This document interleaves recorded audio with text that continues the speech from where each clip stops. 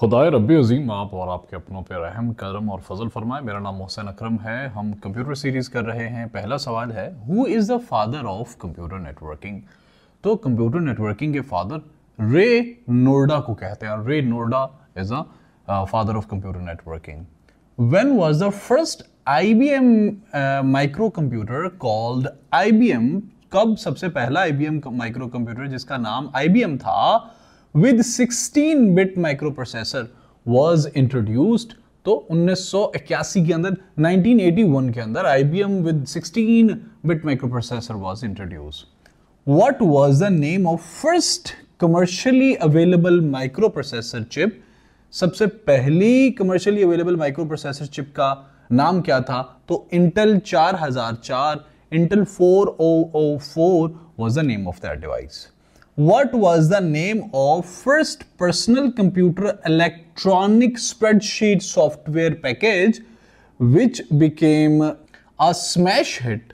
तो उसका नाम था विसिकाल्क। विसिकाल्क उसका नाम था and that was introduced in 1978 के अंदर, 1978 के अंदर। Present day computer are based in, आज के दिन के कंप्यूटर क्या डिजिटल टेक्नोलॉजी हैं या एनालॉग टेक्नोलॉजी हैं या क्या हाइब्रिड टेक्नोलॉजी हैं या एनालॉग टेक्नोलॉजी हैं या डिजिटल टेक्नोलॉजी हैं? तो राइट आंसर सोचें, the right answer is digital technology. Which key is used for help in the PowerPoint? तो F1 इज यूज्ड। F आपको पता है ऊपर वाली जो F वाली कीज होती हैं, हमने पहले पढ़ा, उनको फंक्शनल कीज कहते हैं। तो पावर पॉइंट के अंदर अगर जाके अगर आप F1 प्रेस करेंगे तो you would get help. GUI is an, क्या है ये? क्या एक सॉफ्टवेयर है, प्रोग्राम है, ऑपरेटिंग सिस्टम है या कुछ और है? तो right answer is it is an operating system. How to create a new presentation in PowerPoint? तो Ctrl+N, N से न्यू निकलता है ना, Ctrl+N से हम प्रेस करेंगे तो a new presentation would be started। How to open a presentation in PowerPoint? तो Ctrl+O, O से ओपन ना, तो Ctrl+O अगर हम प्रेस करेंगे तो ओपन, एक नई प्रेजेंटेशन ओपन हो जाएगी। Textile features of MS Word is, क्या वो वर्ड कलर होता है या वर्ड फॉन्ट होता है या वर्ड आर्ट होता है? टेक्सटाइल फीचर कौन से होते हैं?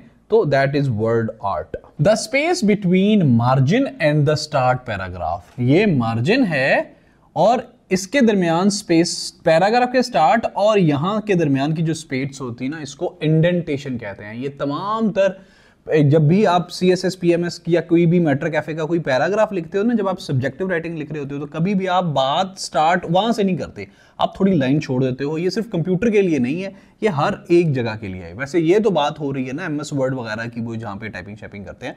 तो space between the margin and the paragraph, the start of the paragraph, मतलब अगर यहां से पेज शुरू हो रहा है ना, तो यहां से अगर आपने बात शुरू की है तो इस दरमियान का जो स्पेस है उसको इंडेंटेशन कहते हैं। The basic unit of CPU utilization is called, क्या वो प्रोसेस कहलाता है, प्रोग्राम कहलाता है या थ्रेड कहलाता है? तो राइट आंसर इज थ्रेड, वो थ्रेड कहलाता है। जो फोर्ट्रान लैंग्वेज है, हमने जिसके बारे में ऑलरेडी बहुत डिटेल्ड 2-3 बार बात की है, एक बार फिर बात कर लेते हैं, एक नई चीज सीखने को मिल जाएगी। ये मतलब इसकी क्या क्वालिटी है?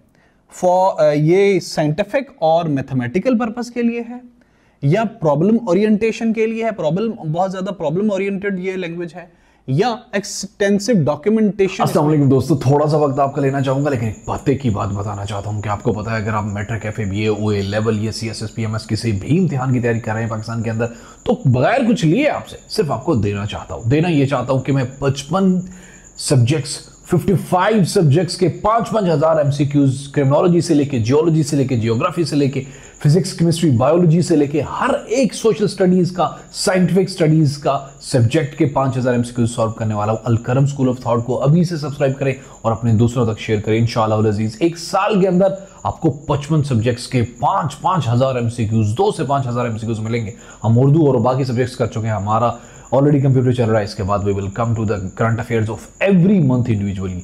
Please subscribe to Alkaram school of thought. इसमें इंक्लूडेड होती है इंटरनल। राइट आंसर क्या है? तो ये all of these are the right answer. ये तमाम क्वालिटीज फोर्ट्रान लैंग्वेज के अंदर होती हैं। रेड स्टैंड्स फॉर, मैंने पहले कहा है कि हम ये जो एब्रीविएशंस हैं इनको अलग से करेंगे, लेकिन ये इंपॉर्टेंट है, हो सकता है उसमें आप नजरअंदाज कर दें। Redundant array of independent disk stands for RAID. Which is peripheral device, इनमें से कौन सी डिवाइस पेरिफेरल है? प्रिंटर है, मॉनिटर है, या सीडी रूम है? पेरिफेरी किसे कहते हैं? पेरिफेरी इज समथिंग जो कि दूर होता है। पेरिफेरल एरिया वो होते हैं, पेरिफेरल एरियाज जो कि बहुत दूर होते हैं सेंटर से, तो CD room is the right answer. Control, shift, alt, ये तमाम कीज क्या कहलाती हैं? तो इनको मॉडिफायर्स कहते हैं, या मॉडिफायर कीज कहते हैं।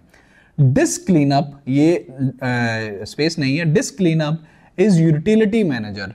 डिस्क क्लीनअप एक यूटिलिटी मैनेजर है।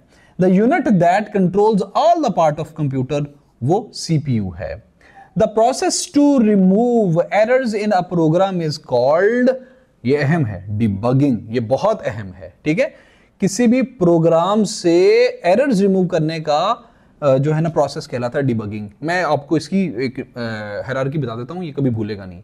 बग क्या होता है भाई? बग वो होता है कि जो आपको पता है, जो सिस्टमैटिक एरर होता है ना किसी भी फंक्शनैलिटी के अंदर, किसी भी सिस्टम के, उसको बग कहते हैं। तो डीबग कहना मतलब उससे बग्स को रिमूव कर देना। डिबगिंग कहलाता है प्रोग्राम्स के अंदर एरर को रिमूव करना। I hope it will remember. What type of software is printer driver? किस टाइप का सॉफ्टवेयर होता है प्रिंटर ड्राइवर? तो वो सिस्टम सॉफ्टवेयर होता है।